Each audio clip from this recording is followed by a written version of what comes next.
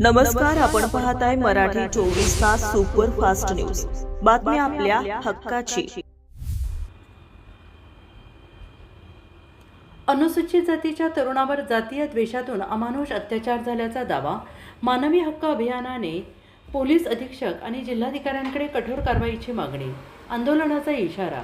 धाराशिव जिल्ह्यातील घाटंगरी येथे अनुसूचित जातीच्या मातंग समाजातील एका तरुणावर प्राणघातक हल्ला करून त्याच्या तोंडावर लघुशंका केल्याचा गंभीर आरोप समोर आल्याने जिल्हाभर संतापाची लाट उसळली आहे।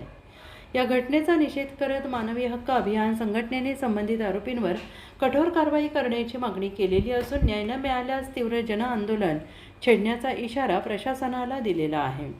मिळालेल्या माहितीनुसार घाटंगरी येथील रहिवासी संकेत कांबळे या मातंग समाजातील तरुणाला गावातीलच काही व्यक्तींनी मागील वाटाची कुरापत काढत 29 मे 2026 रोजी सार्वजनिक रस्त्यावर गाठले। पूर्वनियोजित कट रचून 10 ते 12 जणांनी त्यांच्यावर प्राणघातक हल्ला केल्याचा आरोप करण्यात आला आहे आणि या हल्ल्यात संकेत कांबळे गंभीर जखमी झाला असून त्यानंतर आरोपींनी त्याच्या तोंडावर लघुशंका केल्याचा धक्कादायक प्रकार समोर आलेला आहे आणि या घटनेमुळे समाजामध्ये तीव्र संताप व्यक्त होत असून संबंधित आरोपींवर अनुसूचित जाती जमाती अत्याचार प्रतिबंधक कायद्यासह इतर गंभीर कलमांखाली कठोर कारवाई करण्याची मागणी होत आहे।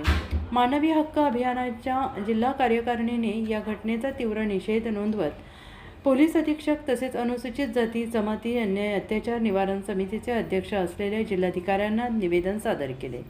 संघटनेचे जिल्हाध्यक्ष कैलास पवार, जिल्हा सल्लागार राजाभाऊ राऊत यांच्या नेतृत्वाखाली दिलेल्या निवेदनात संबंधित सर्व आरोपींना तातडीने अटक करून कठोर शिक्षा देण्याची मागणी करण्यात आली।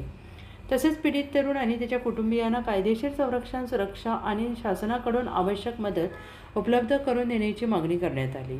मानवी हक्क अभियानाने प्रशासनाला इशारा देताना म्हटलं आहे की या प्रकरणात निष्पक्ष आणि जलद न्याय मिळाला नाही तर जिल्ह्यातील विविध सामाजिक संघटना, दलित संघटना, समविचारी संघटनांना सोबत घेऊन व्यापक जनआंदोलन उभारलं जाईल।